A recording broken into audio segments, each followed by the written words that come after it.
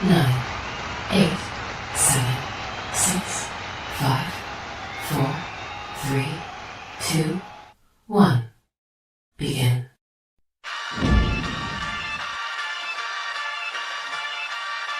In the city of Philly, where the birds take flight, Eagle swag on the rise each and every night. Tone and Marcus got the scoop ready to ignite. From the lanes of South Street to the Broad Street lights, dashing like a running back, hitting every play. Blind guys in the zone, never led astray.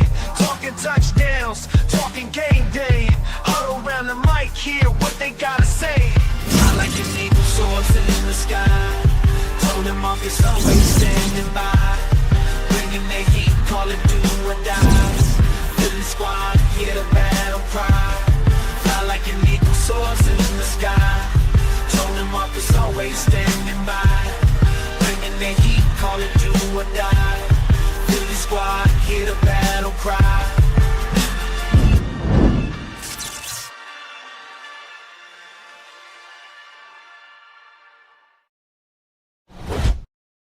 What's going on? What's going on? What's going on? It is Dallas week. It is Dallas week. It is Dallas week. Let's go. Yes, sir. Yes, sir. Yes, sir. What's good, Steez. You feel what I'm saying? What's good, Marcus? Kelly Green's rocking.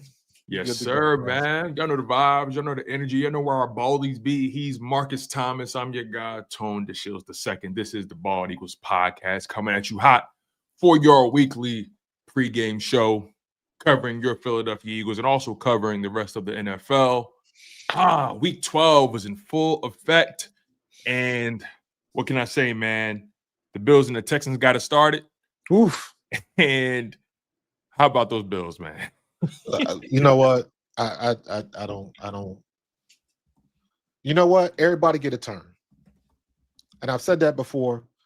And obviously it's going to get missed on the national stage because me being biased as a Philadelphia Eagles fan, the first thing I'm going to say is if Jalen had done that, he'd be getting eviscerated. Ooh, who you telling? Eviscerated. But now all of a sudden, Josh Allen needs more help, this, that, and the third. And it's like, come on, man.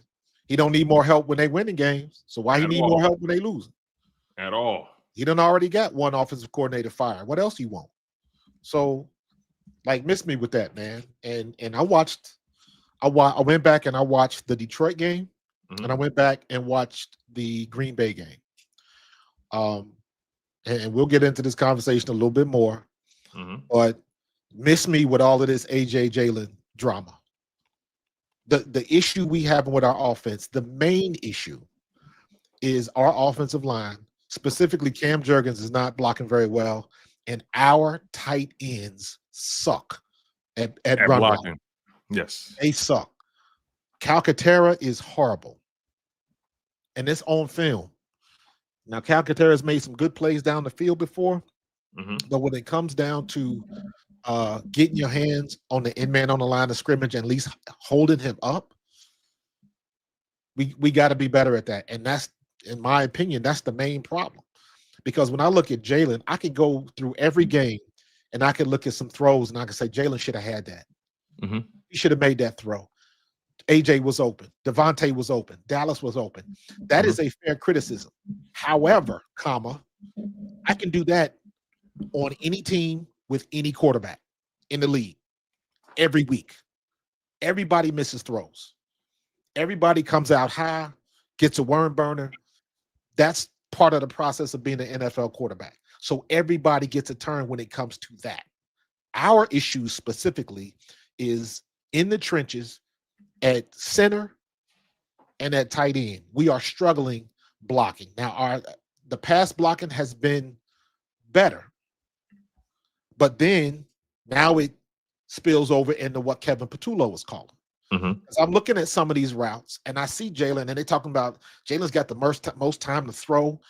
He's hanging back there in the pocket. Well, if you hanging back there in the pocket for 4 or 5 and 6 seconds and you not getting rid of the ball, now you got to look at, okay, who's open? Who's not? What are the routes being called? And some of the stuff that I'm seeing, you know what? I don't want Jalen to force it. I don't want to hear this conversation about maybe he needs to throw it a little bit, let it rip a little bit more. Turnovers are going to come. No. based on what I'm seeing, nope, he's making the right decisions, not throwing the ball, not trying to force the ball to some people. And no, I don't want him to do that. This, to me, the majority of this problem is on Kevin Patullo, as I see it right now. Jalen's going to get his ups and downs. He's going to, like I said, that's not going to change. Every quarterback gets that.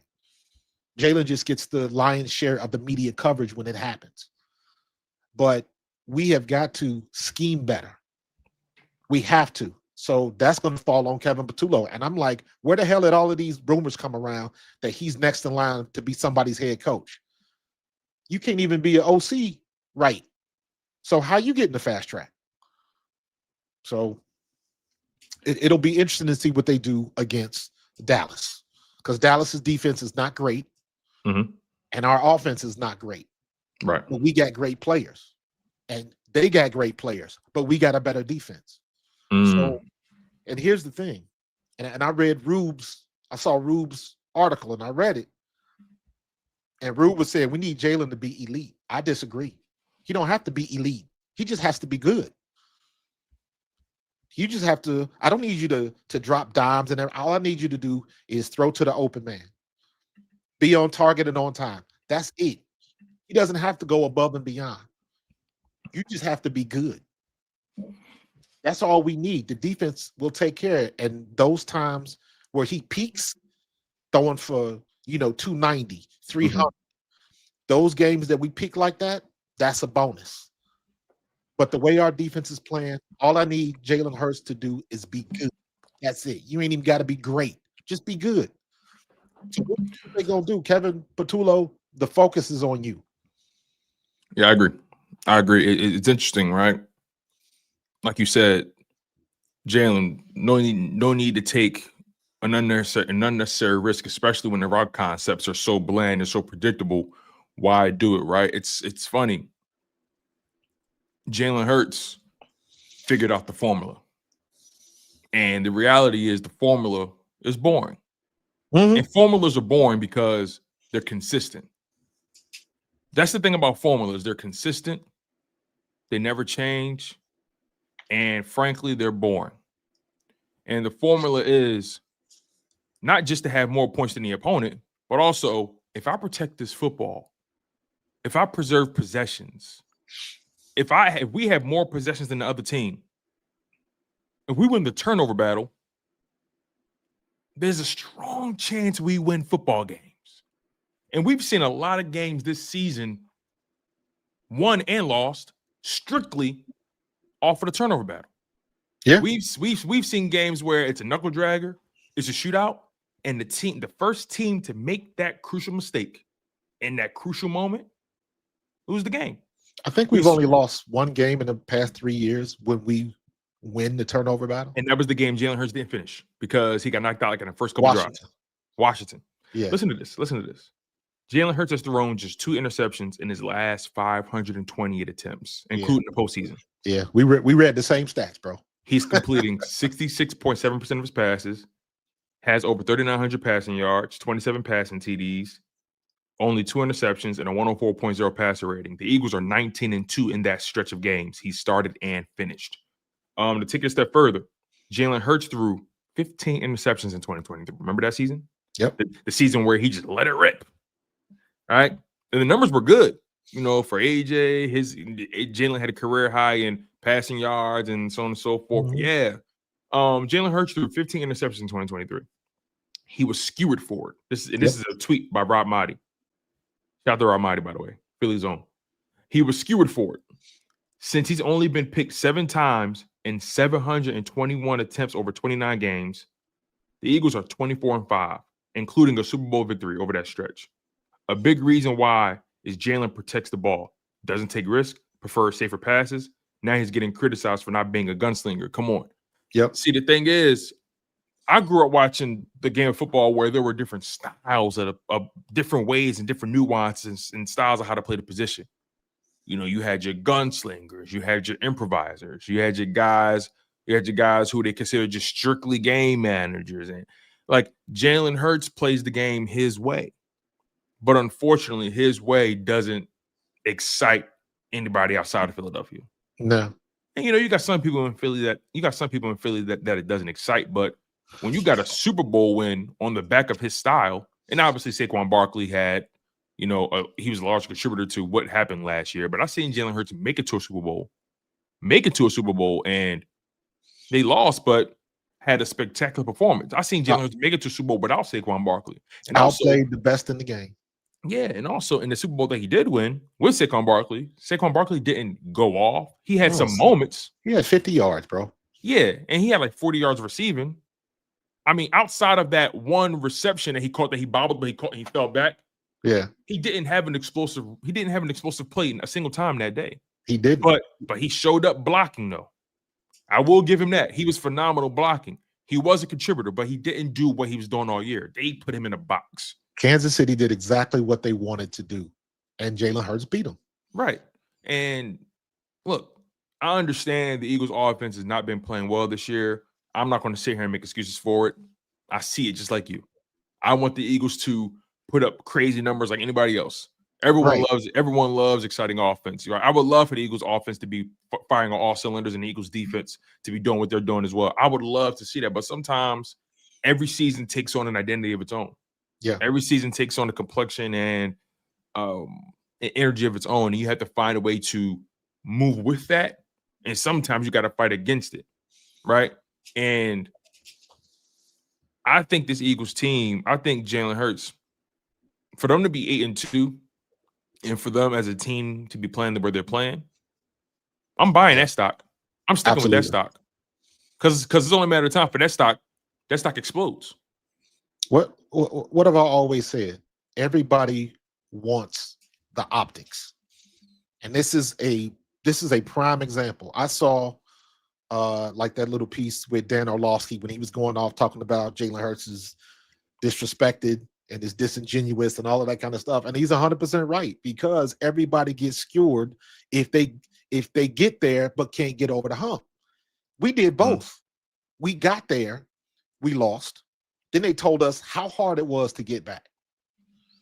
Then we went through 23 and suffered. The bottom dropped out. Then we get back, and then we win it. After they told us how hard it was to do it, and after they told us how doubly hard it is to do it with a quarterback like Jalen Hurts, who isn't the best thrower, who isn't this, that, or the other, who doesn't meet the optics, who doesn't check off all of the boxes. And everybody's still worried about that. When you have every example every week of that not working. Geno Smith ain't working.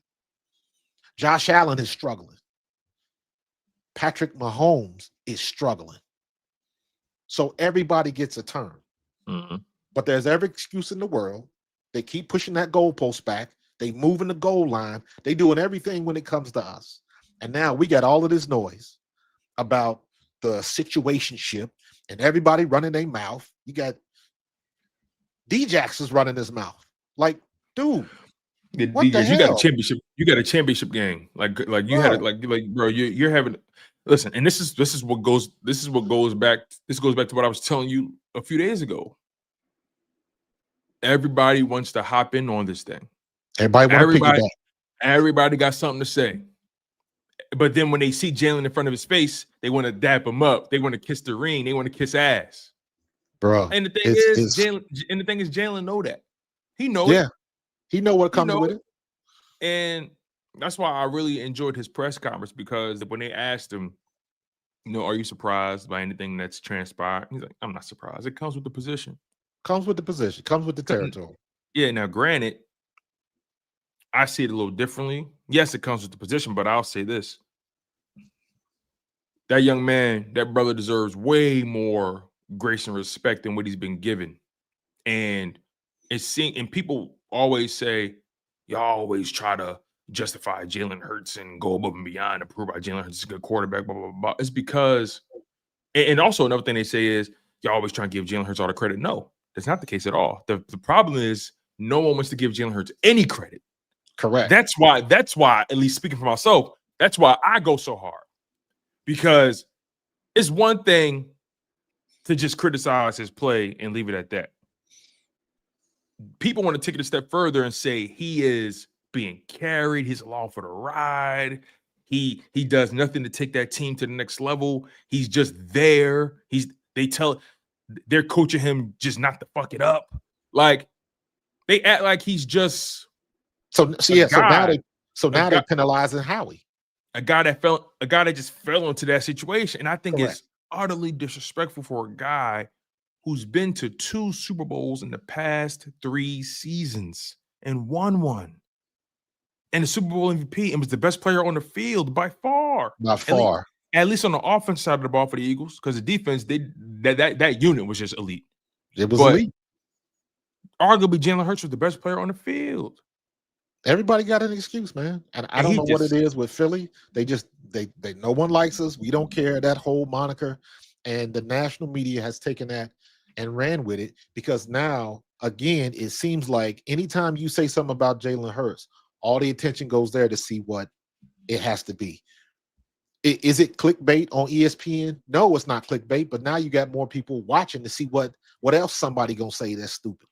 Because there's always going to be a plus and there's always going to be a minus. They know what they're doing. They're not stupid. They look at the metrics and they know.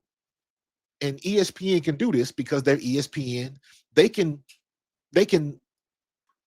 sift through this data in a vacuum, and they can say, these are the topics that bring us the most attention, that bring us the most viewers. Yeah, it's analytics. It's analytics for the stuff, and correct.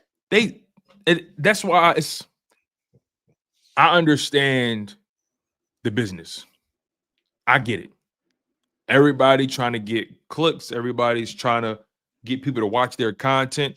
People follow the hot story. It's follow the leader. Ball, man. It's follow the leader. So I understand the logic. But if you ask me, it's a bigger story brewing in Buffalo right now. Facts. It's a bigger story brewing in Buffalo, if you ask me. Last thing, not just Keon, but Josh Allen, just that whole, just how they looked against teams that they should be beating. Should be dominating. You want to talk about Jekyll and Hyde? That's a Jekyll and Hyde team. Last thing I'm worried about is a team that has a perpetual record of making it to the playoffs, that has shown me they can get to the Super Bowl twice in the past 3 seasons, has shown me that they know how to build rosters. The quarterback has shown me that even though maybe he's not what they deem as the most talented guy, he's a guy that you can trust to lead the helm. Like, there's more, in my opinion, more stability in Philadelphia and more consistency in Philadelphia than what's been going on in Buffalo. That's what's going on in Buffalo is a big story. It's been a big story, but let's not forget, the first 2 years in Buffalo, they wanted to get rid of Josh Allen. Josh Allen was not good his first 2 years in Buffalo. They thought he was going to be a boss. Go back and look it up. And also, congratulations to him. Just got his Wyoming jersey retired. First player to do so ever. Congratulations to him. But the reality is, Josh Allen is not having a good year right now. No, but you know what? This goes into a bigger issue, and this is a macro. This is over the whole league and teams in general, where everybody wants the hot item, and they want a microwavable quarterback. They want somebody that can stick in the microwave for 3 minutes and is ready to eat. Now, everybody knows when you stick stuff in the microwave, yes, it's ready to eat, but it don't taste as good as when grandmama made it. It's just not made that way. The ingredients aren't right. They rush, they fake, and it'll solve the problem. But you don't get full until grandmama spend that 4, 5, 6 hours making that meal for you. That's how they treat these quarterbacks now. They want people to be good immediately. Just add water and shake, and it still doesn't work that way. But we in this advanced state of perpetual information. We got to get it now. We got to see he's a bust. Well, no, he's not a bust. Josh Allen stuck around, and his 3rd year it clicked. They got him a receiver. That's what happened. Let's not more complicated. They got him a receiver. Well, wait a minute.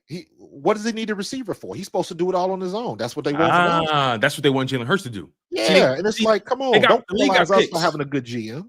The masses got picks. They pick. You know, every season they pick who are we going to key in on this year, and I'm gonna outright say it. And I normally don't go this route because, you know, I like to just keep it football, and, you know, I wish this wasn't the society we lived in, but I'm gonna be totally honest with you. If Jalen Hurts was a white man, we wouldn't be having these conversations. Probably not. I'm sorry. I stand by that. I stand by that. If Jalen Hurts was a white man with his exact same resume, That's the Trevor Lawrence example I gave. yeah. You know, we coded by saying Yeah. Trevor Lawrence, and if he was this guy, that guy. But I use Trevor Lawrence specifically because he's the prototype. He's the big, tall, good arm, good looking, long. He checks all of the optics. Yeah, and another reason why I say it is because at the end of the day, yeah, it's sports, but we dealing with people. That's the thing. No matter what industry, we're dealing with people. Right. People. And people have inherent biases. People have preferences. People got picks.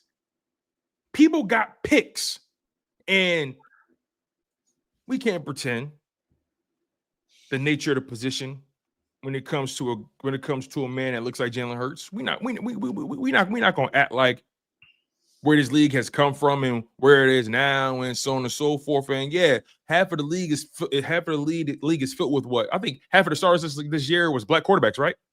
Yeah. It was the highest percentage of black quarterbacks starting to start the season ever. Yeah. And people will use that and say, what do you mean? The league isn't racist, or people aren't prejudiced. What do you mean? These owners aren't, they would use that. You know what? And I would even go so far. I don't even see it that way. I just see what everybody is used to. And the only person, I can't even say it like that, because I'm even looking at the situation with Dak. But because Dak plays for the Cowboys, that's what that is. His leash, exactly. His leash is so much longer, and Dallas Cowboys create so much attention that when it's bad, it's going to be hella bad. When it's good, it's going to be hella good.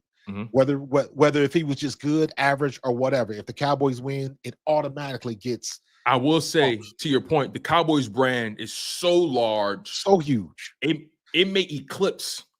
Yeah, it eclipses the notion that is that getting treated a certain way. It just eclipses. That brand is so big. It doesn't matter who's that quarterback. Right. It's the brand. I done seen 3 articles today about Dak Prescott passing Tony Romo. Yes. Great. I saw that too. What did Tony Romo win? No. That's your measuring stick. Just go ahead and bump him up a notch. But to me, that doesn't warrant major news. But it's everywhere. It's like, okay, let's see if we can get this win today. But he got to face the Eagles defense. Yes, big game today. Let's get into it. Eagles, Cowboys, Week 12. Very, very interesting matchup, right? Let's start with, since we're already on it, Eagles offense versus Cowboys defense. Obviously, Cowboys defense took a loss a couple weeks ago. Prayers up to the Nealon family. You never wish anything of that nature on any person, any human being. So Dallas now, when you look at their team, they have struggled defensively. They've been rather inconsistent, but they made some moves. Obviously, the Kenny Clark move to start the season. They signed Jadeveon Clowney. But even more so, the biggest move probably of the season for them was the Quinnen Williams move. Yeah. And Quinnen Williams is a phenomenal player.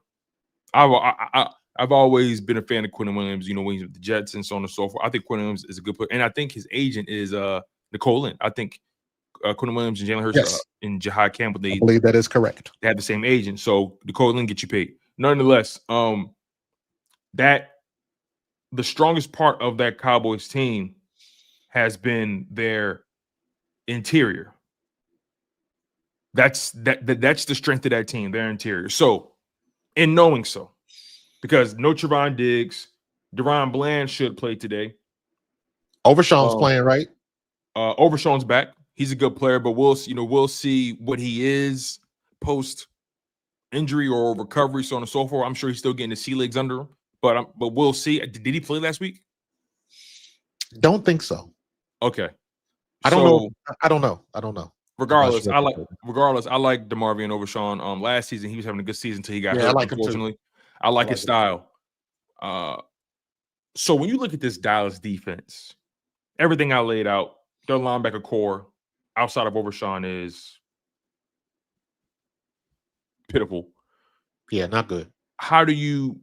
what's your course of action when it comes to handling this Cowboys defense? Again, that interior is their strength. Kenny Clark, Quentin Williams. Again, to me, we know what we're walking into, and so do they. They've been watching the tape. They know that Cam Jurgens is on the struggle bus. They know our tight ends can't block. So I'm expecting them to come out with a game plan to attack those weaknesses. What we have to be able to do is still be able to move the line of scrimmage. And in Detroit and Green Bay, we could not do that. We did not do that very well. The only play that I saw that I thought was a good play was that pitch, the backside pitch to Saquon. And the reason why that play works is because they pulled the guard. So Dickerson pulls to the right, and if you follow linebackers, the guard is usually the key. If the guard is pulling, that's where the play is going. So linebackers are usually following the pulling guard, and they took 2 steps the wrong way, and the only person out there was the free safety. And that's when Saquon ended up getting, I don't know, like 13 yards on that play, and that's the only time they ran it.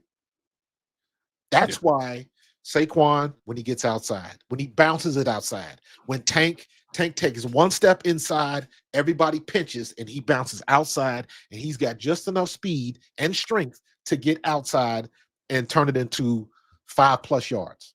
Right. And we got to start attacking that outside, because if we keep trying to go up the middle, inside the tackles, Quentin Williams is going to eat our lunch. And if we try to do that, I'm blaming that squarely on Patullo, because he's watching tape like everybody else. Yeah, and they're deep at DT, by the way. Again, Kenny Clark, Quentin Williams. Almost forgot to mention Osa Odigizua. That 3-headed combo rivals the Jalen Carter, Jordan Davis, Moro Jomo combo, and that's just an unbiased opinion. Correct. All 3 of those trios. I'm sorry, both of those trios. Any team would be lucky to have them, right?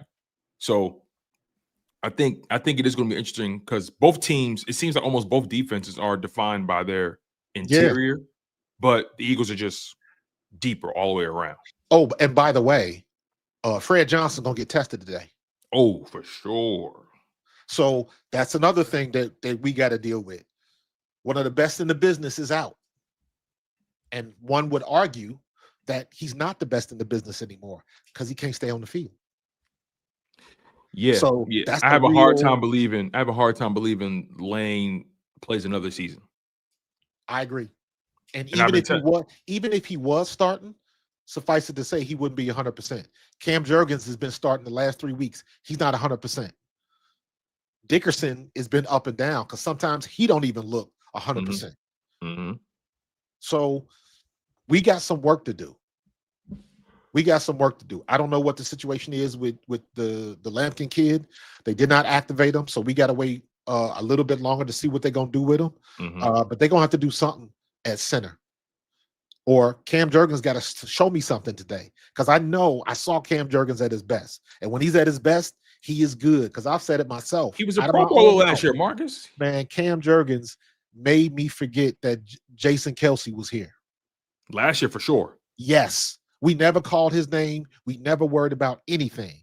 And that never happens when you got a young center coming in for a Hall of Famer. And you know what's corny about it, too?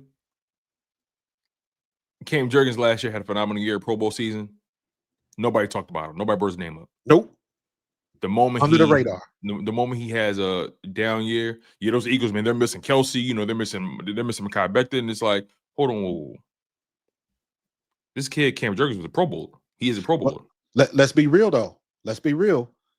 Jason, nobody really talked about Jason until 22. And the reason why they talked about him in 22 is because he had that thing going on with his brother. That's when Jason is one of those dudes, if you know, you know.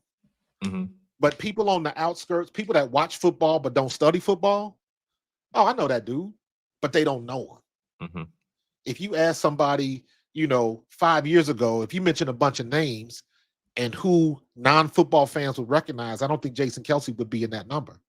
Now he would be because he got the podcast and the Taylor he been Swift to the connection Super with his Bowl. brother So- and the so to ESPN. me, that's not uncommon. Yeah. Jason only got uber popular on the national level the last 3-4 years. That's a fact. So get people being forgotten is not anything new, especially in Philly. Yeah, especially when you're a center. Like, Exactly. and we talked about, man, you were texting about this, right? You text me and you were basically saying like, yo, the film is telling me that interior, but specifically Jurgens and the tight ends have been awful, right? And I've been watching these games and I've been saying on the TV copy, Jurgens got his ass kicked last week. Jurgens is hurt. He's hurt. Now last week it was a concussion. I don't know what it is, but he's dealing with something right now. Jurgens is not this bad. He is hurt. He's already an undersized center to a degree. And the last time he was out, it was his heel, his knee? Knee. It was a leg injury, right? Mm-hmm. So, and I'm thinking it is back. It ain't his back. It's his knee because we are not getting any movement on the line of scrimmage. Yeah. And too often I see him kind of just getting beat with like quick moves. So now here's the obvious question. And this is where I'm looking at the coaches. I'm looking at Sirianni and I'm looking at Kevin Patullo. You know what you have. There is no misunderstanding. What kind of game plan are you going to put together to deal with this? Yeah. Are you going to short routes, get rid of the ball quick? Are you going to do a little bit more screens? Is Jalen going to have to run and get out of, like, what are you going to put together? Because you can't keep doing it the way you've been doing it. You can't. We have 12 weeks. We have a 12-week sample size, a 10-game sample size, right, of his Eagles team, and it's been inconsistent offensively. You cannot continue to do things the way you've been doing them. No. You have to shake this thing up somehow, some way. It's not complicated, man. It's not. It shouldn't be this complicated to try something new. Hey, AJ, we've been lining you up on the outside like 80% of the time this year. We're gonna run some plays with you in the slot this time, just see what happens, right? It seems like they talk about Jalen Hurts being risk averse. This coordinator is more risk averse than the quarterback. Bruh, you know what I saw? And I'm saying this strictly as opportunities. I understand and I acknowledge that it's a little bit more complicated than just saying you got to call better plays. It's a hell of a lot more complicated than that. I think it's his feel, like just the feel. Based on, and I'm looking at Detroit and I'm looking at Green Bay. Yeah. We have got to attack the mid and deep middle, the middle of the field. We have to attack that. We don't have enough crossing routes. We don't have enough. No, not even close. And I'm talking about deep crossing routes because it doesn't matter if you put AJ over there, or it doesn't matter if you put Jahan or Smitty. It doesn't matter. When they are in cover 2, maybe they'll be in quarters, maybe they'll be in 3, whatever it is. If you send a deep man, but instead of going on a go route, he's got to attack the middle of the field. That means whoever's sitting in the middle has to take notice. Mm-hmm. So that means mid-middle is open. So instead of running a drag route, which is right around 5 to 7 yards, deepen it. You got to deepen it. And maybe you got to go 10 yards at an angle. If you're on the right side, you running at an angle to the goalpost, not the goalpost, but the corner flag. Mm-hmm. So you just crossing that deep middle. And one or two things is going to happen. Somebody is going to come off one of those routes on the side, or it's going to be open because the middle, either that left corner or that free safety are busy because AJ Brown is there or Devontae Smith is there, and they can't get beat behind them. Also, I need to see somebody else in motion other than Devontae. It's so predictable. It's just like send AJ in motion. Send somebody, do something different. They did that. They did that. That's the other issue I was just about to get into. Okay. Because of, in my opinion, because of what we are not doing and what we are not taking advantage of in the scheme, nobody is biting on play action. Nobody. And also, we're not running the ball well. Exactly. So no one's going to bite on it because they AJ trust Brown, because they're not running the ball well. They trust their front to be able to stop it. Exactly. So when AJ Brown goes in jet motion to the left, who's usually Smitty, and we run that play, it's a tackle for a loss, because we did that one time when we threw the screen to him, where we normally throw that screen to Smitty. They sniffed that out, right? And then he was under Jalen was under center, because we've been running under center a lot more. But again, because we cannot run the ball effectively, ain't nobody going for the play action. Yeah, I think that's the bigger problem with the Eagles offense. Obviously, people want to point to the pass game, so on and so forth. But I'm of the mindset that this offensive line has been the biggest underachievers this year. Yes, agreed. And some people say, well, Jalen Hurts, he has 5 seconds throwing the pocket. What do you mean? Like, I saw Nick Wright talking about, he threw me. I'm like, he said, yeah, I mean, this offensive line, maybe they haven't been as great last year, but they've still been top 5, they've still been elite. Yeah, people say it, people on the national stage say it like it's a throwaway line. I'm like, what? What are you watching? They say it like a throwaway line, like it's no big deal. And it's like, whoa, time out. Pass blocking has improved. Don't get me wrong. Pass blocking has improved from week 1 to now. It has. But run blocking is the crux of who the Eagles are, in essence. The run blocking has been god awful. So this Eagles offensive line has not been elite. They've underachieved. And they've been so bad. I can't even figure out if Saquon took a step back or not. Tone, I watched the play yesterday.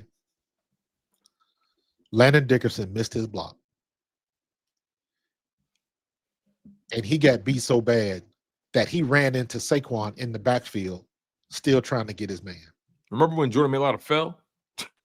Let me be honest with you. This was worse, because Saquon is moving and shaking, juking folks just to get back to the line of scrimmage. Wasting all that energy. All of that energy.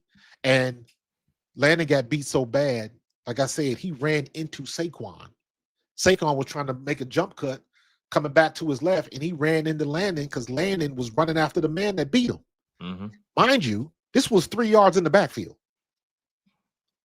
So this is what we're dealing with. So miss me with maybe Saquon's lost a step. No, he ain't lost nothing. He ain't got nowhere to go.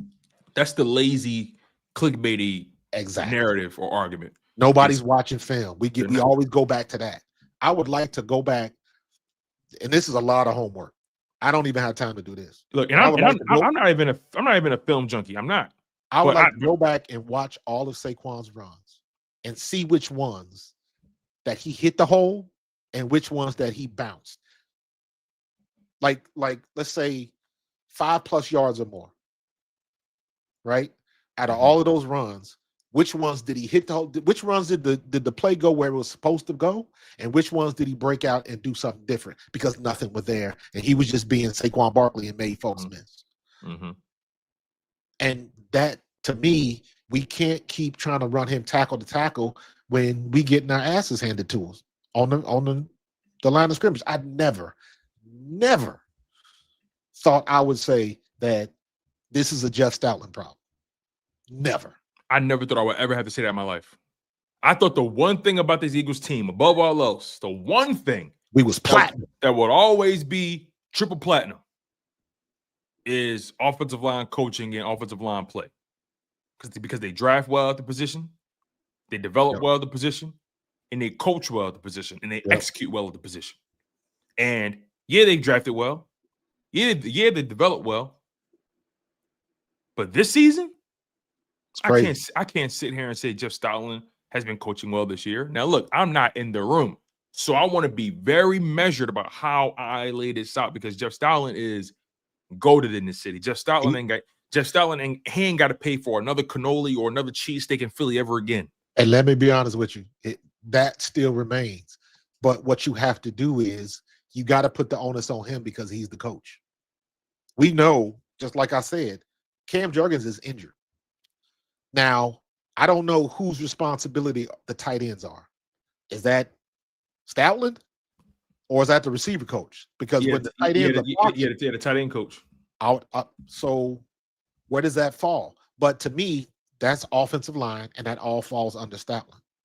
So, and I know Stoutland didn't forget how to coach. We dealing with injuries and stuff like that. However, if you are on the field, I got expectations for you. Mm-hmm. Yeah, Jason Michael. Jason Michael is the Eagles tight end coach. So do we blame Jason Michael? Do we blame Jeff Stoutland? I believe it is what it is. I'd have to go back and look at 24 again. Heck, even in the Super Bowl, like how well did Dallas Goedert block in the Super Bowl? Because we had issues with Goddard last year. Because I remember that game, I believe it was against the Rams, where Goddard we were on a goal line and Goddard threw an Olay block. Like he blocked nobody. Goddard is not the same blocker he used to be 3 years ago. But you still, again, when you on that field, you got expectations. Mm-hmm. You got responsibilities. And if you don't live up to them, it is a glaring example of what we can't do.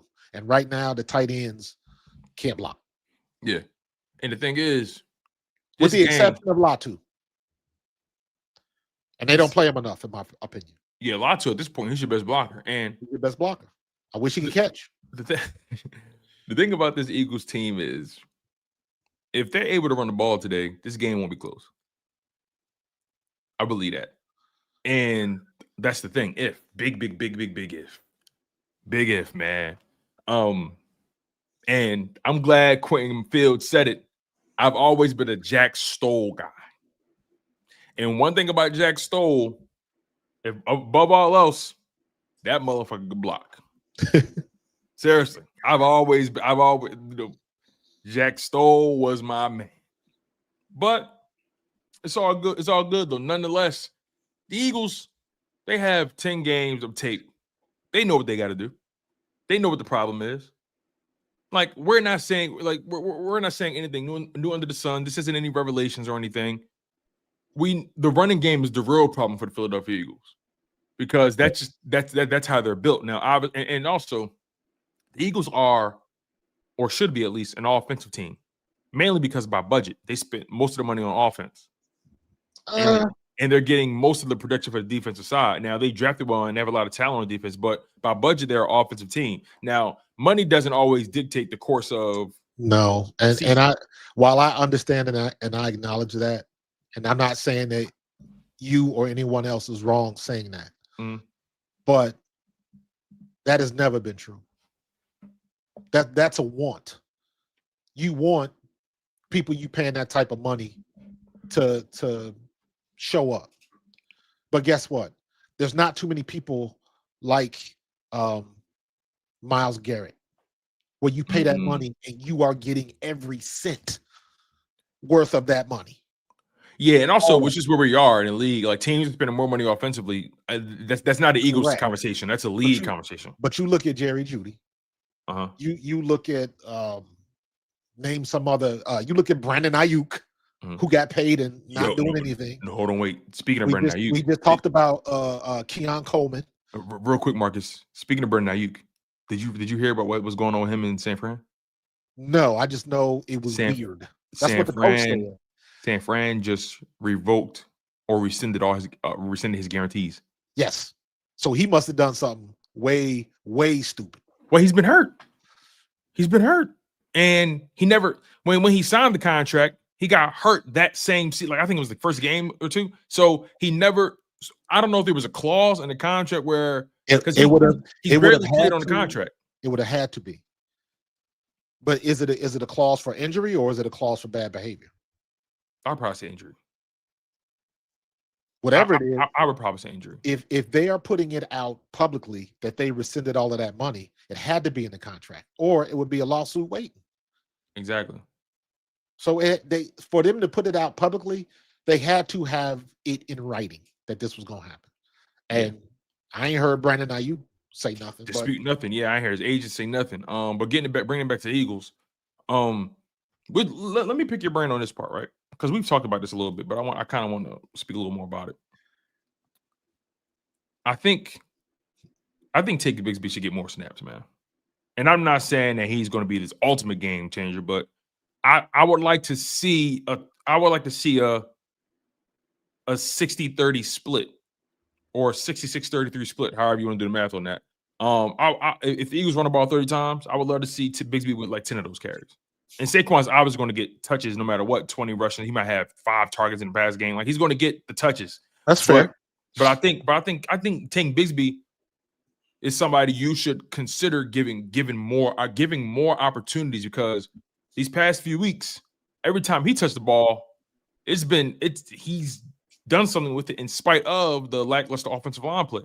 That's just the reality. And that's not to take anything away from Saquon, but it's just what we've seen. Tank would have to be right now. Tank is one of those guys where like run him till they stop him, because he's not hitting where the play is supposed to go. Saquon's still trying to do that. Every now and then he'll bounce out and make something happen, but for the most part, Saquon is doing what he's supposed to do. Just there's nothing in front of him. Tank is like, screw this. Yeah, the sad thing is that Saquon is doing what he's supposed to do. Correct. The problem is, remember when they used to rip Miles Sanders, DeAndre Swift and Swift. They used to Miles Sanders Swift because they like bounce outside too much. They keep bouncing outside. Follow the blocking. Too much jumping. Don't get me wrong. But don't get me wrong though. In those situations, you saw what they were talking about though. It's like, okay, correct. Yeah, like you're doing too much. But in this situation, nah, you got to do too much, and we need to do a lot more. You have to. And the problem with that is that eventually, and this is not something that takes a long time to adjust to, defenses will adjust to that. Then that puts you right back to square one. Meaning you still guards got to take the tackle. You got to take if the tackle is uncovered or if the guard is uncovered, then you got to go up to get that linebacker, and you got to get your block. That's the problem. They are not getting their blocks, and the tight ends aren't helping. So we are being outnumbered on the offensive line, because there's always somebody on the offensive line that's not getting it done, and we suffer for it. And Saquon is getting his head beat up. Anytime you got guys 2 and 3 yards in the backfield and you making moves just to get back to the line of scrimmage, you got a battle to get 2 yards, and you just coming off of 2,000 yards, bro. And that's how I know he ain't lose a step, because he ain't lost a step. Because I'm watching him doing all that in the backfield. I'm like, oh no, he ain't lose a step. They're not blocking well. For him to be able to do all that just to get back to the line of scrimmage is like all right. This man ain't lost a step. I've seen him like, bro. And what makes it worse? What makes it worse is that the defense doesn't have to do anything extra.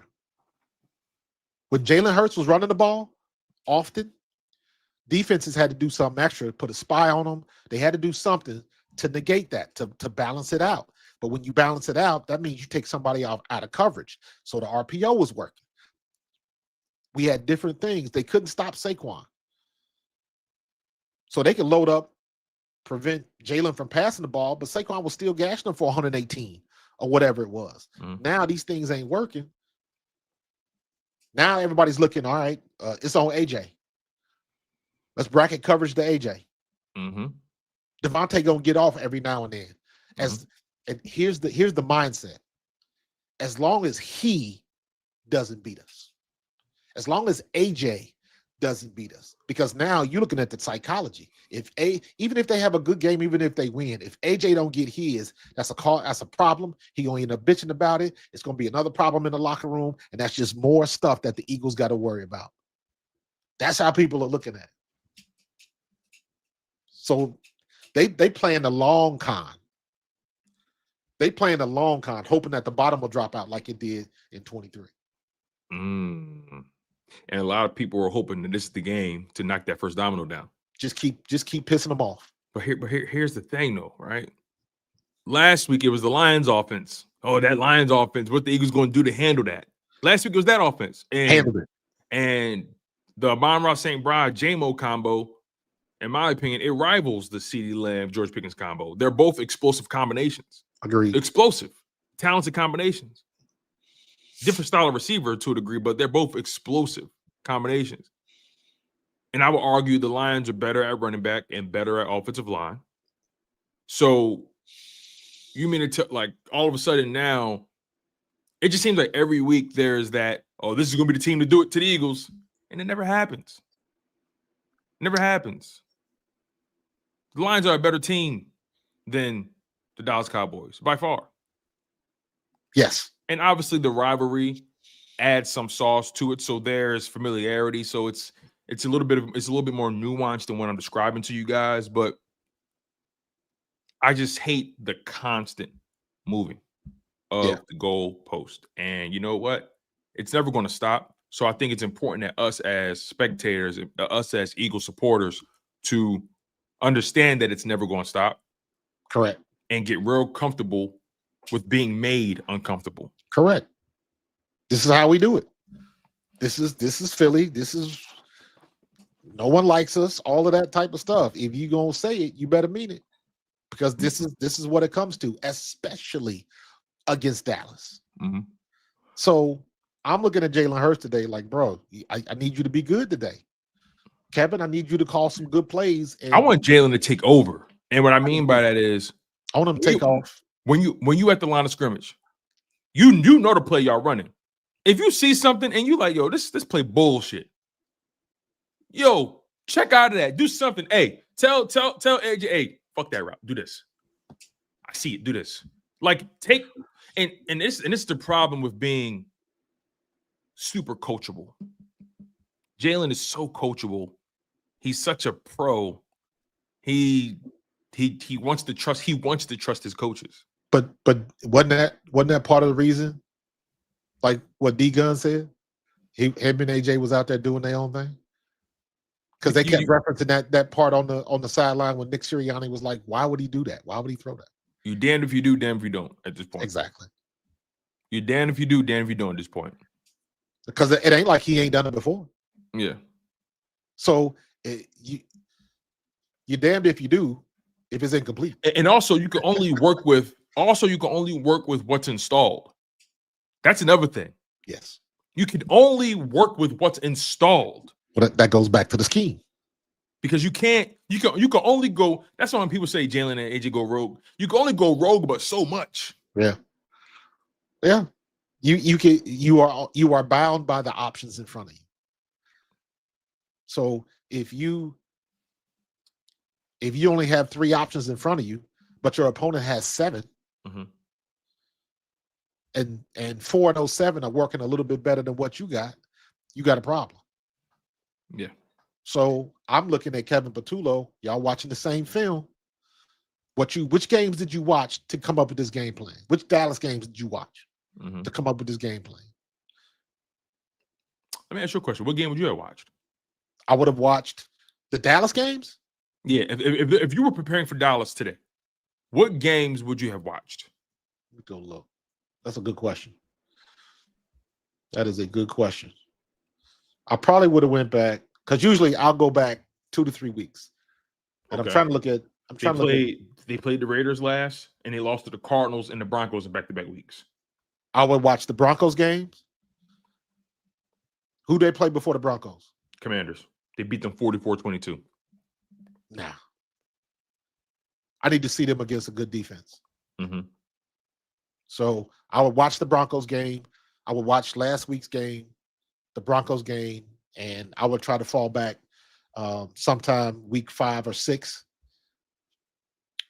Who were they playing back then? Regardless if it was a win or lose. They played the Jets in week 5. They beat them on the road 37-22, and they played Carolina on the road, lost 30-27. I watched that Carolina game. How do y'all lose to Carolina? They couldn't run the ball. Javonte Williams only had 29 yards. He was their leading rusher. I would hone into that game. What did Carolina do? Exactly on the line of scrimmage. Because Javonte Williams, he's like because I watched him this year. Yeah. He's like juggernaut. The more momentum he gets, the harder he is to bring down. Yeah. I've seen him. Javonte Williams has having a good year. I see Dallas rolling out Dak a lot. Because 2 things are going to happen. They're going to roll out. You cut off half the field, but what they're trying to do is, even if you do get pursuit, from the defensive line, you're trying to wear him out. So that's the benefit of rolling him out. Obviously, he's going to stand in the pocket, but I could see them rolling him out a little bit more just to where that big Jordan Davis and all those guys. However, the one thing that Dallas has got to take into consideration is we didn't have Jalen Phillips first time we played. That's a big difference. And on top of that, Jalen Carter didn't play week 1. Correct. And Jordan Davis wasn't doing this. And Jordan Davis, he's playing way better. Jordan Davis had a good game that game. Better. He stepped up, but he's better now. Jordan Davis ain't doing nothing. Jomo's on the heater right now. His paycheck, bro. Jalen Hutton's on the heater right now. Nolan Smith, those guys are all feeling it right now. We didn't have Nakobe Dean either. Yeah, that's another thing. So just the main names you didn't have as far as guys you didn't have. You didn't have Nakobe Dean in week 1. You didn't have Jalen Carter in week 1. You didn't have Jalen Phillips in week 1. Those are 3 crucial components to this Eagles defense. Yo, and James, just great point, James. Great point. Oh, for sure. And he had a good game last week. For sure. But it's I respect Dallas for not overcomplicating it. Exactly. How come everybody else can do that but us? On the offense. What? That is so frustrating. Everybody can uncomplicate it but us. Well, I think that's coaching. The coaches should be able to look at that film and be able to know how to isolate the weak link. I agree 100%. That's not up to Jalen Hurts to isolate. His job is to find it on the field in real time. But as far as your scheme should be able to isolate the weak link. Yeah. In week 1, I saw Dallas doing a lot of motion, isolating Adoree Jackson a lot. Making him make the play. Yeah. And look, Adoree's coming off one of his best games this year. Confidence is high. Can we improve upon that? And Quinyon is actually playing significantly better than he was in week 1, if you ask me. Quinyon is absolutely. Quinyon is this defense is in their groove right now. And as explosive as the Dallas Cowboys offense has been, I would argue they've been inconsistent. Yeah, I would argue they've been inconsistent as well. They just have higher highs than the Eagles. Yeah. But they've been inconsistent as well. I saw them only able to drop 17 against the Cardinals. I saw them lose 44-24 against Denver. I saw them struggle to get points against the Jets. Yeah. I'm sorry, they beat the Jets. I take that back. I saw them struggle to get points against Chicago. You know what I'm saying? So there's some good performances against them when everything was working the way it should have been working. Right. Because Quentin Williams don't play offense. Exactly. And also, I'll say this too. As herky-jerky as the Eagles offense has been, the most consistent narrative about them is that to get to 8-2, you got to put up the points, right? Got to put up the points. The points necessary to win a game. They've always been able to, whatever the opposing offense is doing, they've been able to match that somehow. It may not look how we wanted to look, but the Eagles have been able to match it somehow or do just enough offensively to beat that team. Right. Earlier in the season, you was getting some points from special teams and defense, right? I mean, you had the pick 6 from Jalix Hunt. You had the scoop and scores and all that, the block punt. But the reality is this Eagles offense has elevated to where they needed to be when it's time to win, when they need to win the game. Also, the defense has done a good job keeping it manageable. Yeah. So the Eagles defense, they need to have another big day. You know, Dak Prescott historically does a pretty good job against the Eagles defense. But he didn't play this version of the Eagles defense. No. Right? Because he was hurt last year. He didn't play Vic Fangio last year. And this season he did once, but Eagles were missing three crucial guys. You traded for Jalen Phillips to add to that. So I am curious, if you're Vic Fangio, how are you trying to take advantage of the Dallas Cowboys offense? What are you doing to limit what they do if you're Vic Fangio? To me, it all comes on pressure. Nothing changes. You remember, we just talked about not making it complicated. Do what's been working. Jalen Phillips has been unstoppable. Jalen Carter is finally getting back up to the Jalen Carter we're used to. And that's a whole nother story for itself. Because Jalen Carter didn't get to play, and he itching for some payback. Mm-hmm. All you got to do is keep your spit in your mouth, bro. So, oh man, all we got to do, we need to get the pressure on him, force him to make mistakes, because Dak is good for making mistakes. So we got to force him to make a mistake, throw the ball too early, because we got pressure. And when we get our hands on him, get his ass to the turf. Yeah, that's another part of it, right? I gotta give Dak credit for this, because I've seen two situations specifically with the Eagles where he took a point blank hit and that should have been a sack and kept his balance somehow. But Dak's a big dude. Dak is not a small dude.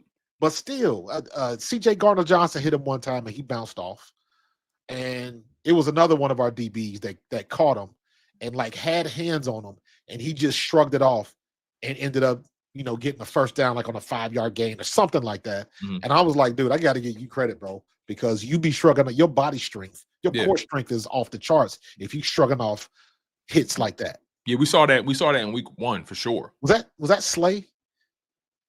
I know one was CJ, and it may Slay ain't hitting nobody, man. Let's not even Slay ain't somebody on a blitz. But in any case, when we get our hands on him, we got to get him down to the turf.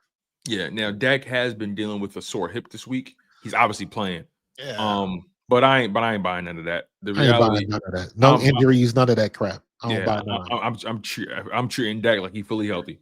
If he's been dealing with a sore hip, his ass better be limping when he walk off the field. Let me just say it like that.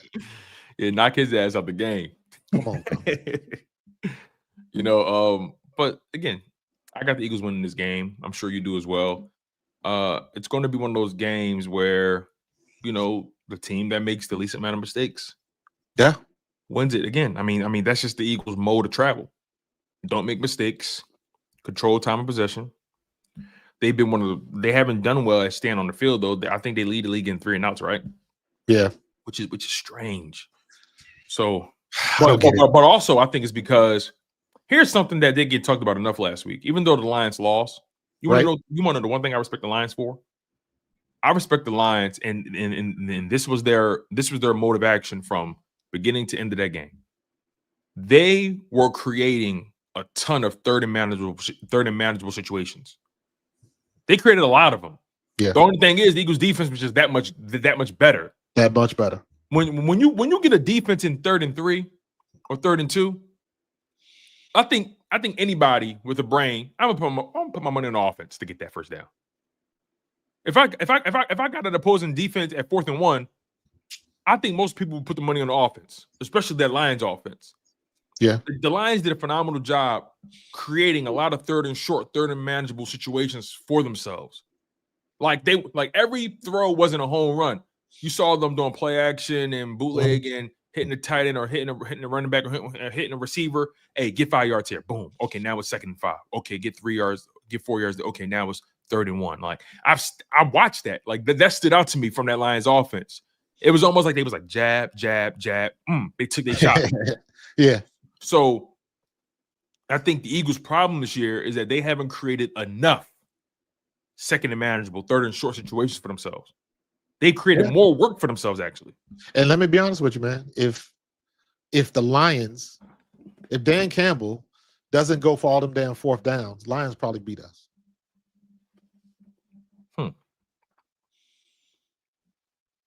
And then again, and you know what? Maybe the conversation wouldn't be different. I don't know. I don't know, because both defenses were just playing. I don't know. But I think that the Lions would have had more opportunities. That'd have been what, 9 points? Let's just say that'd have been 9 points from field goals. The wind was blowing, or they only got to the goal line once that night. Possibly. I don't know. Just the way, and I'm looking at obviously, hindsight, but looking at things in the macro. But I mean, that's irrelevant. Woulda, coulda, shoulda. You know what I mean? So we did what we had to do when we had to do it. Yeah. I ain't trying to give the Lions credit or take any away from us. So let me stop. Yeah, for sure. And, just speaking on the Eagles offense real quick, one thing I can say, the philosophy in terms of run versus pass, they know who they are. The problem is it just hasn't been working. Just hasn't been working. They've been running the ball a lot. They've been leaning on it. They've been trying to get Saquon to rock. They've been trying.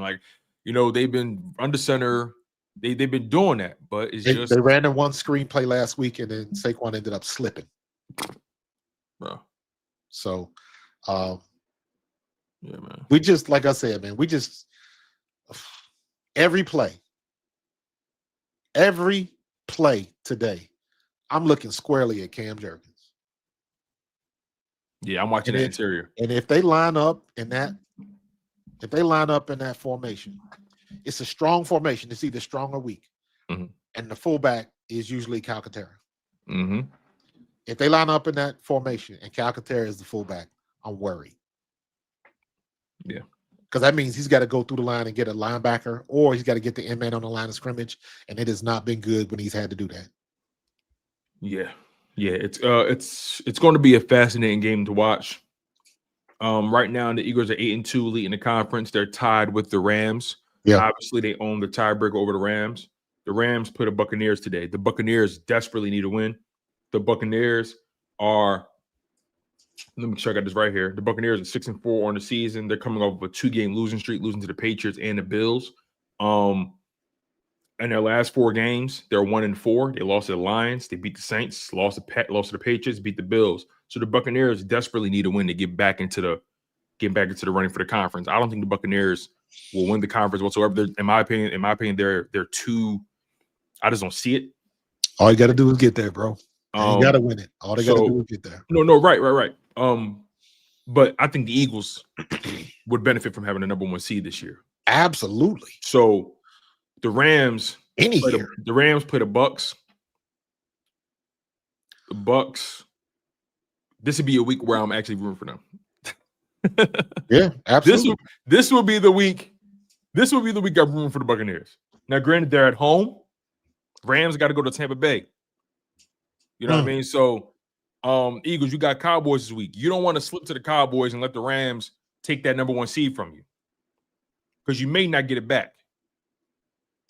I don't want to lose any ground from the advantages we got during our bye week. Yeah. Now, granted, the Rams, their remaining schedule isn't a cakewalk, but it isn't the most difficult either.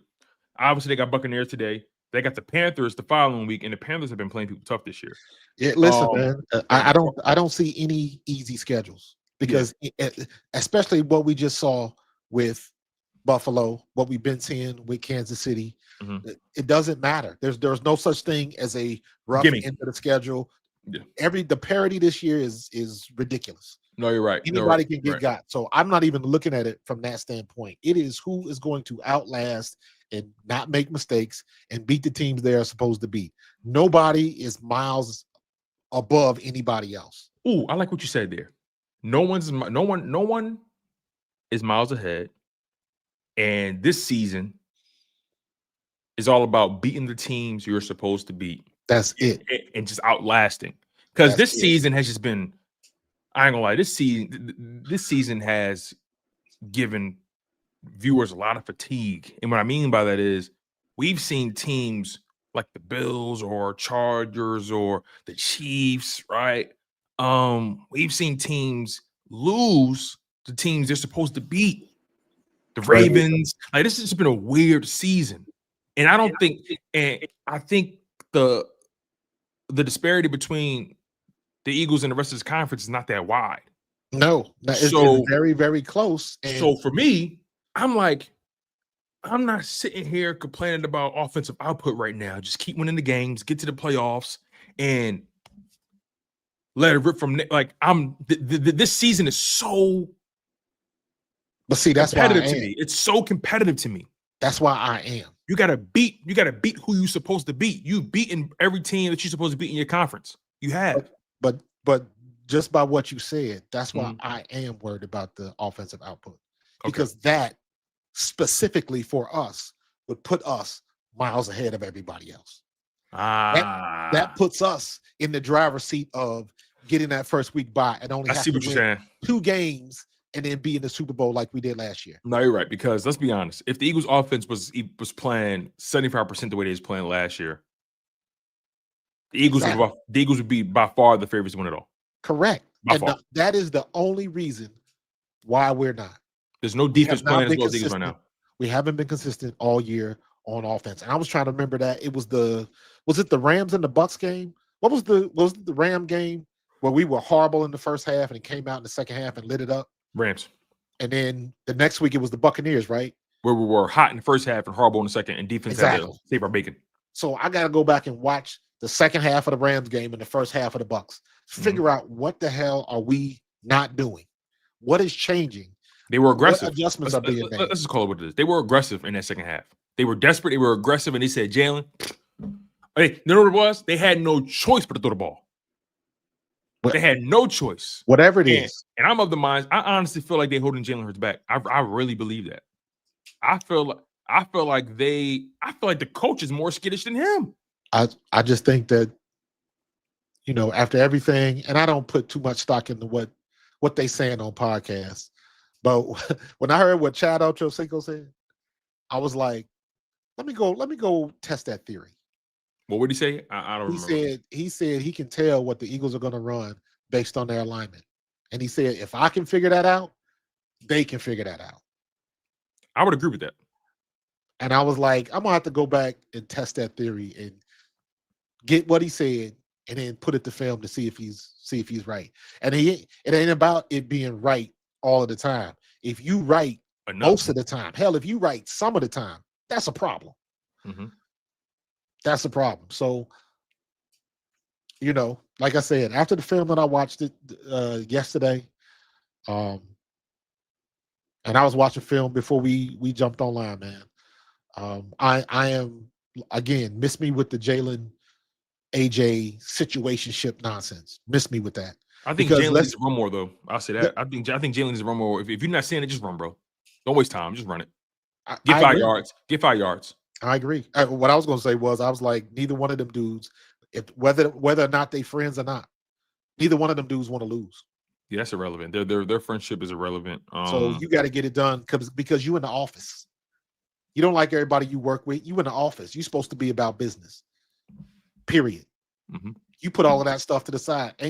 I've played ball with guys I didn't like, but when you step on that field, all of that shit goes out the door. Because you know what they're capable of, and you know, exactly. and you know you need them. You know you're better with them. When you own that field, everybody in the same direction.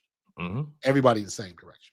For sure. Where are we? We're about an hour and 12 minutes in. Yeah, let's hit these super chats. Yeah, let's hit these super chats, and then let's hit the rest of the games for this week. We'll give our picks. And we can even let's give our picks for this week, and we'll take it from there. So Darth Panda with the super chat says Eagles need to throw 12 and 13 personnel in the trash. Calcaterra and Granson suck, and they don't play loud to enough. Also, we're missing Wilson in the run game. I think that is an underrated point as well. I saw that earlier. Yeah, Johnny Wilson in the run game at the receiver position, at least. Johnny Wilson is a phenomenal run blocker. When he's not on the sideline. Yeah.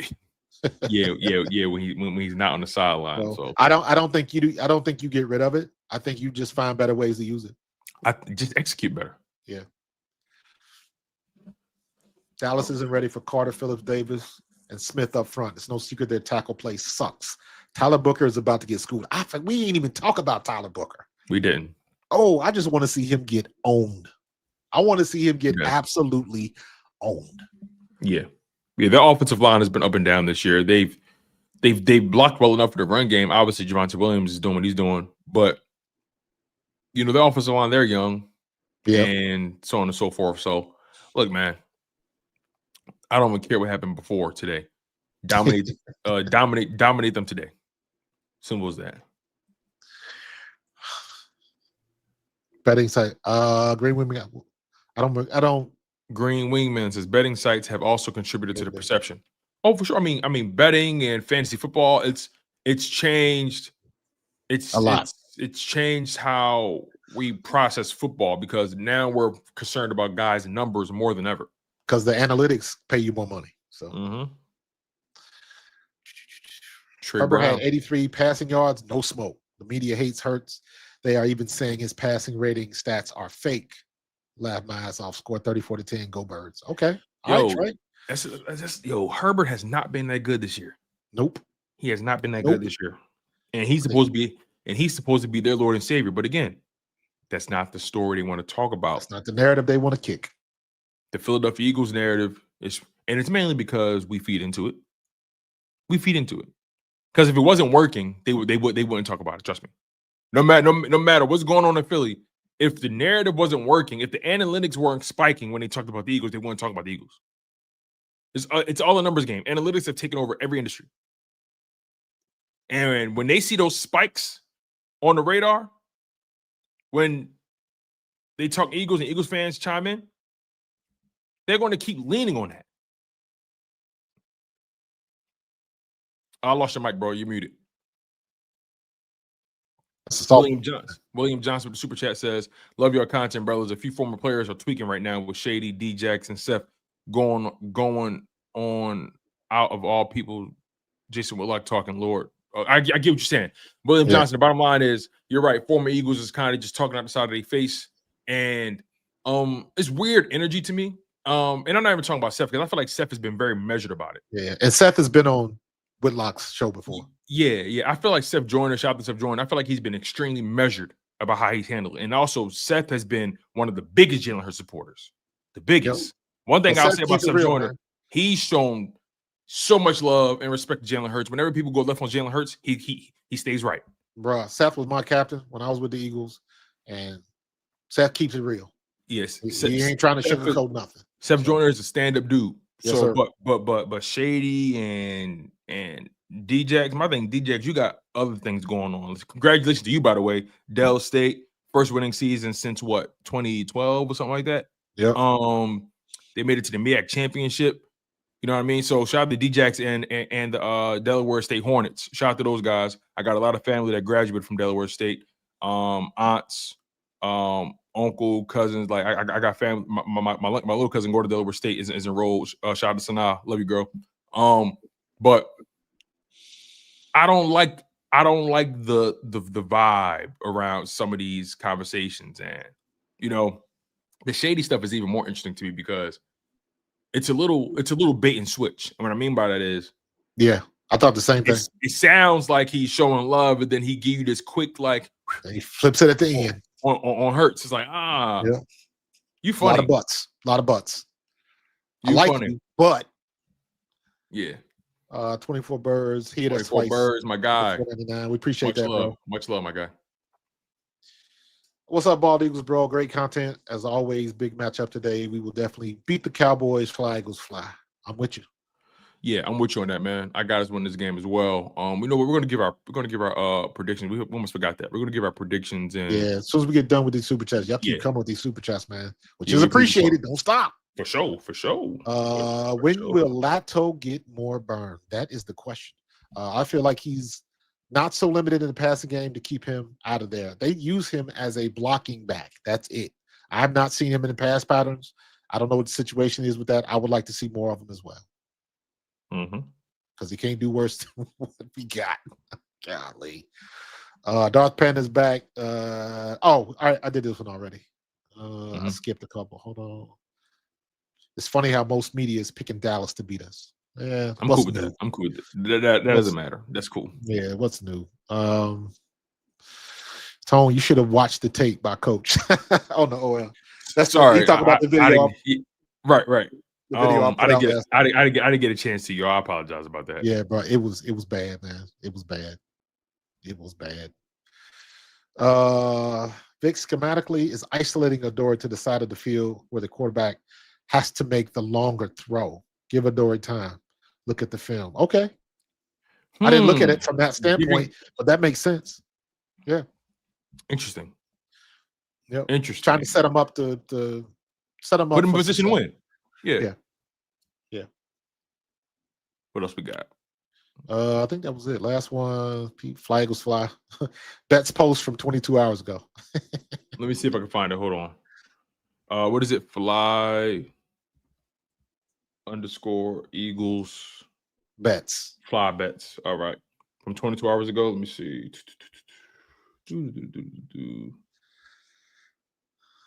Where are you? 18 hours ago, 21 hours ago, 22 hours ago. Okay, here it is. It says nobody's thrilled with how the Eagles' offense looks right now. And yes, it needs to be better. But people forget how much a schedule impacts the week-to-week eye test. Look at the defense the Eagles have faced so far. Broncos, 30 yards per game allowed. Lions, 15 yards per game allowed. Packers, 16 yards per game allowed. Chiefs, 17 yards per game allowed. Vikings, 10 yards per game allowed. That's half the schedule against top 10 defenses, including back-to-back top 6 units during the same past 2-week stretch everyone is panicking about. Now look at what's coming. Cowboys, 30th in yards allowed. Bears, 27th in yards allowed. Raiders, 17th in yards allowed. Commanders, you played them twice. They're 31st in total yards allowed. That's 5 games versus bottom half defenses, with 4 of them ranked bottom 5. Struggling while winning against elite defenses is one thing. If the offense can't move the ball against the worst defense in the league coming up, that's when it's time to worry. One way or another, we're about to get answers. That's good homework by you, bro. Wow, let me save this. That's good homework. I need to get me a. I need to make me like a stinger of somebody cooking. Yeah, I'm going to. I need to make that. Hey, you was cooking on that one, bro. I'm going to send this to you, Marcus, just so you have it. Yeah, do that. That's good homework by you, bro. This is phenomenal homework. Shout out to Darth Panda. This is phenomenal homework. Or Fly Eagles Bets. Yeah, shout out to Darth Panda for showing us or giving us the sparking that vision, and Fly Eagles Fly Bets for doing the homework. This is fun. This is interesting. Because that's been my mindset too. Like, yeah, your offense struggling, but you're beating these really, really good teams. Okay, get hot, get your offense going against the bad teams, build that momentum, build that habit, and then once the playoffs start, you'll be good to go. Nonetheless, though, yeah, phenomenal homework by Fly Eagles Bets. Oh, you get a follow for that one, bro. I just followed him too. Shout out to Fly Eagles for that one, bro. That was phenomenal. It's good work by you. All right. Was that the last super chat? Yeah, that was the last one. All right. Let's get to our bold predictions. So, do you have any bold predictions for this game? And it's the way the game's been going for the Eagles. All of our offensive things have been bold. So, take your pick.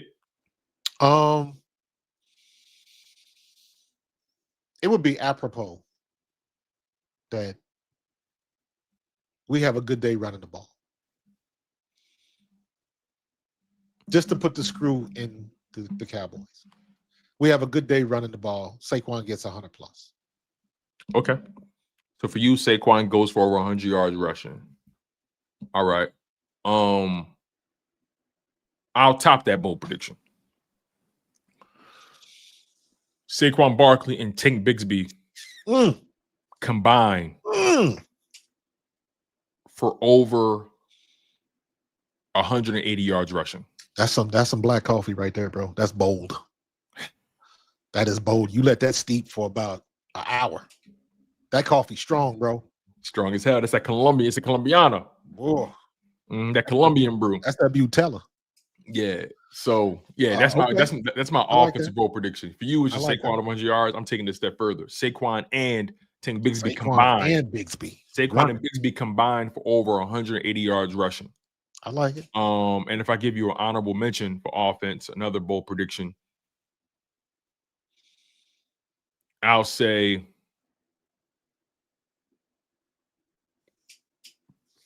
you know what? I'll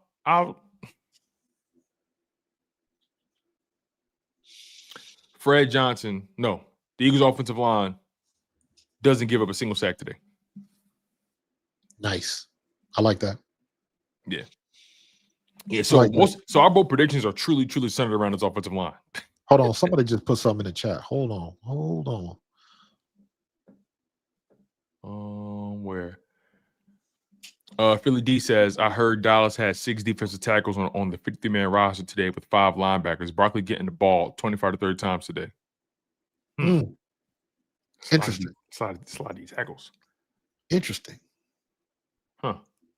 So I mean, obviously you got the three dogs they got, but beyond that, you normally probably only have one more, maybe 2, but 6, huh? We'll see. We'll see. But yeah, so Saquon for you goes over 100 yards. For me, Yeah. Saquon and Tank combined for over 180 yards rushing. Nice. And the honorable mention is the Eagles' offensive line doesn't give up a single sack. All right. Now defense. Bold prediction for the defense. Marcus, talk to me. 6 sacks. Ooh, shit. 6 of them? 6 of them. Ooh. Jadix has 1. Jalen has 1. Phillips has 2. That's what, 5? That's 4. And then we're gonna have some type of cornerback blitz. Shit. Let me So I see. think that's 5. So I'll say 5 sacks. That's good. That's phenomenal, man. Yeah. So Eagles combined for 5+ sacks. Okay, I like that. All right. For me, defensively, Quinyon gets his first interception of the season. Nice. That's my bold prediction for the defense. Quinyon Mitchell gets his first interception of the season. His first interception of the regular season at that. Yeah, we need that. DeJean got his first one last week, so I'm gonna hope that the good juju trickles down. Absolutely. So It only takes one. Open up that dam. Let's go. for sure. The For water's sure. flowing. All right. So for you said for the Eagles defense, 5 sacks. 5 sacks. 5+ sacks from that team on Dak Prescott, and I got Quinyon getting his first INT. Yeah. I love it. All right, now score prediction. What we thinking? I'm gonna say 31-17.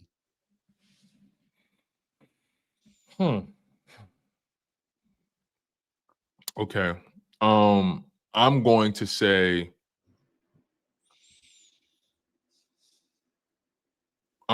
27-24 Birds. Okay. 27-24 Birds. That's what I'm rolling with. I don't think we keep the Cowboys under 20 points. If we do, that'd be remarkable. Now, granted, they said people said that about the Lions. They said that about the Packers. You know, we held them to season lows in scoring, if I'm not mistaken. Yep. What we did, what we held Not the Green way we our held defense been playing. Yeah, we held Green Bay to 7 points, right? And we held Detroit to 10. And I'm expecting. I know I said 5 sacks, but on the umbrella is I'm expecting Or 9. I'm sorry, we held Detroit to 9 points. Yeah, I'm expecting Jalen Carter to go off today. So you back-to-back weeks you held 2 explosive offenses to under 10 points. That's not something you should sneeze at, if you ask me. Correct. That's not something you should sneeze at. Green Bay and Detroit, you held those teams to under 10 points. That's not light work. That's not light cheese. So when you do it once, that's a good job. Do it twice. When you do it twice, okay. When you do it 3 times, it is what it is. Hey. And when your defense playing that well, all you really need is about 2 good drives from your offense. We talking about consistency. Exactly. We are talking about consistency. So for sure. And plus, again, I'm looking for Jalen Carter to go off. I agree. I'm looking for Jalen Phillips to lose his damn mind today. Yep. I am. Jalen Phillips he's playing with this new lease on life. And you can't underestimate what that does to the people around him. You know he bought a house, right? Where? In Philly. Get the fuck out of here. He didn't buy a house in Philly. He just got here. He bought a house in Philly. He didn't even get paid yet. You know what that means, right? He having conversations. The conversations have started. That's my point. And how they haven't paid anybody mid-season since the 2021 season where they paid Melada, Sweat, and Maddox and Goddard. They paid all 4 of them in the same season. And mid-season. They haven't paid anybody mid-season in quite some time. Where'd you hear that he bought a house at? Not where, but like how did you hear that? I think it was on thing. That's crazy. Let me see. Looking it up, trying to find it. I think it may have been on Twitter. I'm just trying to see in the news. I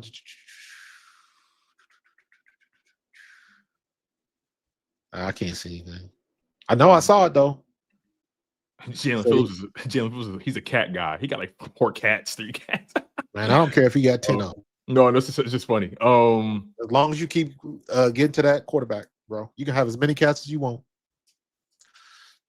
Yeah, I haven't. I'm not finding it anywhere, but nonetheless, though, Jalen Phillips has been playing out of his mind. I expect Jalen Phillips to just go brazy. I really, really do. All right. So we got our predictions out the way. I got Eagles winning 27-24. You got them winning 31-17. 31-17. All right, cool. Let's lock it in. All right. Now let's get to the rest of the league. We're gonna fly through these picks real quick. Hold on for a sec. Yes, sir. This is on. All right. This is a thing on Facebook. Breaking: Eagles star Jalen Phillips makes major move towards long-term future in Philadelphia. Now, if I can see the thing, this was the one that said he bought a house, but I can't find the link. Let me see. You gotta be careful those Facebook links, though. Bruh, I know. Because I'm not saying anywhere on Twitter. Nah, and you know what? I'm getting all these damn pop-ups too. Mm-hmm. Yeah, I can't. Yeah, this is some BS. Yeah, I can't find it. It may have been some clickbait. Yeah, it's possible. I could be wrong. It's possible. Nonetheless, though, if he keeps playing at this rate, I don't see how we let him walk out the door. I agree. He's playing too well. And his ceiling is just entirely too high. What he's been able to do, and he's 26 years old. If Howie does pay him, it's probably gonna be a 3-year deal at the most. Yep. Yep. All right. Let's get to the rest of the league here. Oh, all right. Yeah, let's go through these quick picks real quick. All right, let's see here. Bills at Texans. We all saw how that turned out. I thought the Bills would win that game. I got that one wrong, so I'm not starting off the week well. Me too. Steelers at Bears. Aaron Rodgers not playing today. I got the Bears. I got the Bears as well. All right. Patriots at Bengals. I got the Patriots winning this game decidedly, and I dare you to pick the Bengals. I did not pick the Bengals. Okay, all right. Just making sure your Cincinnati ties don't run that deep. Hold on. Did I even add this game? Oh, there it is. Yeah, I got New England. I was just checking your temperature, man. I know your Cincinnati ties is in your bloodstream. But I'm still logical. Still logical, bro. Giants at Lions. I got the Lions winning this game. No Jackson Dart for another week. I got Detroit. Yo, what if it's obviously this be nuts, but what if James Winston just delivers a masterclass? It'd be nice. This is the way the year has been, though. It's been this weird. All right, let's see here. Vikings at Packers. I actually got the Vikings in this game. I got Green Bay at home. Outside. No Josh Jacobs. Yeah, outside. Minnesota, dome team. Oh, yeah, they are a dome team. You're right. I'm going Green Bay. I didn't think about that. I'm still going with Vikings though, because last time I took your advice last week, I got it wrong with Vikings. So I'm sticking with the Vikings this week. I should have went Chicago last week, but I'm sticking with the Vikings this week. Seahawks at Titans. Seahawks. I got Seahawks. Yeah. I'm looking at Sam Darnold funny in the light. I always have been, but Sam Darnold has been squeaky clean all year. Mm-hmm. And then he finally went up against a good team. Let me make sure it was a good team, or he didn't just drop the ball. Let me see. Who was it? They went up against the Rams.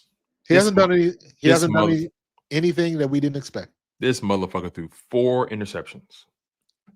4. He turned the ball over 4 times. I'm trying to tell people about Sam Darnold.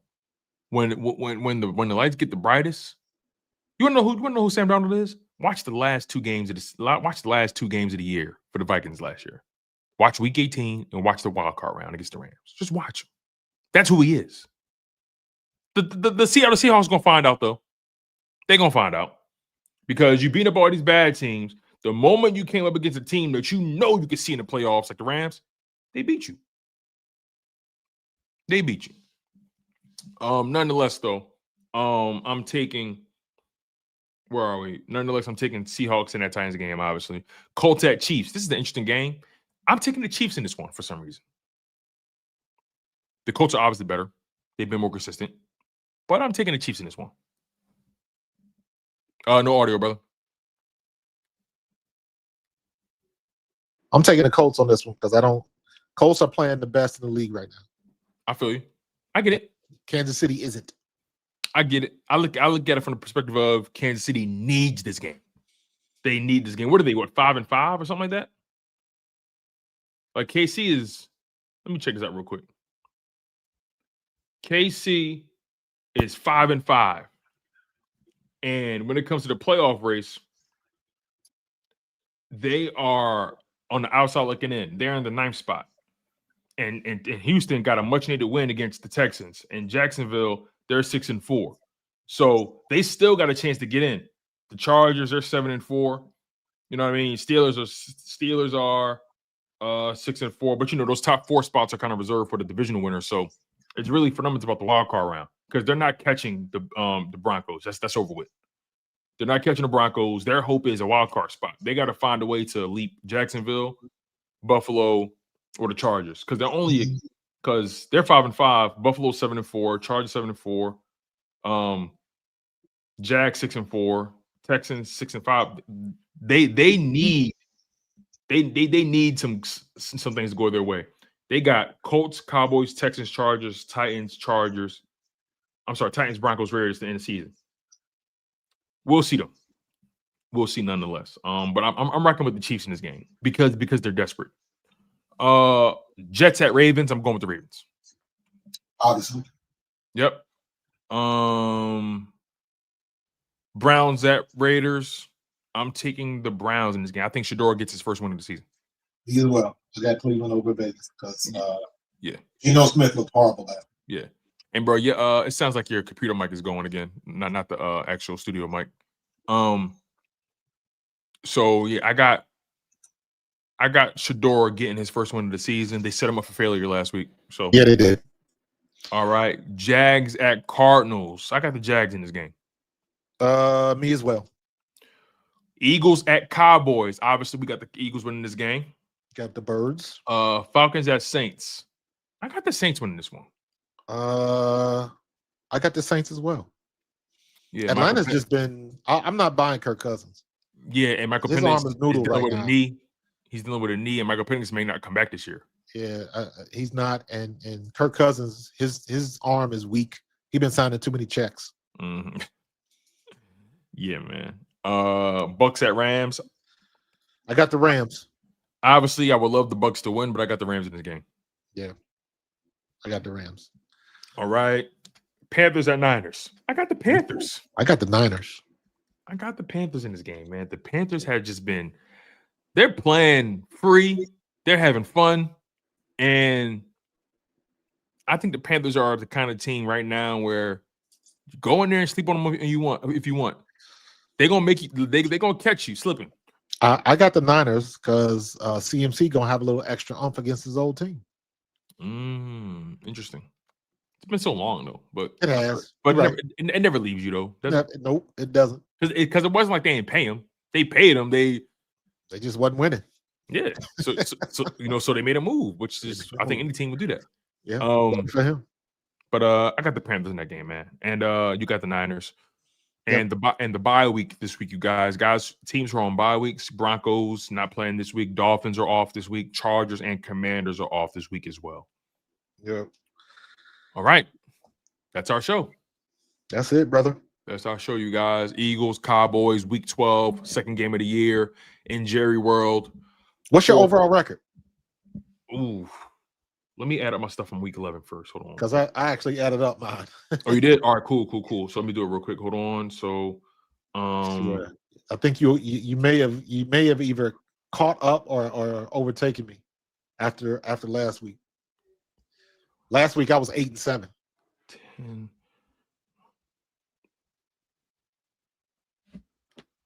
10-5 from last week. So I went 10-5 last week. I've been doing pretty good these past few weeks. I went 10-5 last week. Let me do this quick math. All right, that makes that 98, and that makes that 66. So my overall record is 98-66. Same. I'm on your ass, boy. We tied. You know what? I missed the pick because I got 98 and 65. So that means I missed the pick somewhere. So I think that goes back to that the one I said I couldn't remember. That was a loss I didn't have marked down. So we 98 and 66. We the same. I'm on your ass, boy. On your ass. All right, man. The season's almost over, man. We got to come up with some kind of reward for this thing. Oh my God. We'll figure it out. Just a friendly reward. You know what I mean? Because the holiday season's coming up, so we got to figure out like a reward for this thing because it's been fun. I've been on your coattails all year long, and I can't hear you, brother. No, I just figured out what's happening. Every time I bump my cord, then my mic lost you again. Then I'm figuring out why it's doing that. So all right, I got it. So 98 and 66. Okay. All right. We're gonna see how this thing play out, big dog. All right. You're gonna see how I go. Listen, man, smash that like button. Make sure you guys are subscribed to Pro Fan Talk. Subscribe to Chalk It Up Sports, where no matter if we win or if we lose, we just got to charge it to the game. You guys have our bold predictions. You got our score predictions. Marcus got the Eagles winning 31-17. I got them winning 27-24, and it's straight like that. Lock in. We got about 15 minutes to kick off for the rest of the league. The Eagles play at 4 o'clock. So there you have it. He's Marcus Thomas. I'm Tone DeShields II. This has been the Bald Eagles Podcast, your pregame edition, and it's straight like that. Fly Eagles fly, baby. Go Birds. In the city of Philly, where the birds take flight, Eagle swag on the rise each and every night. Tone and Marcus got the scoop ready to ignite. From the lanes of South Street to the Broad Street lights, dashing like a running back, hitting every play. Blind guys in the zone, never led astray. Talking touchdowns, talking game day. Huddle around the mic, hear what they gotta say. I like an eagle soaring in the sky. Tone and Marcus always standing by, bringing their heat, call it do or die. Philly squad, hear the battle cry. Fly like an eagle soaring in the sky. Tone and Marcus always standing by, bringing their heat, call it do or die. Philly squad.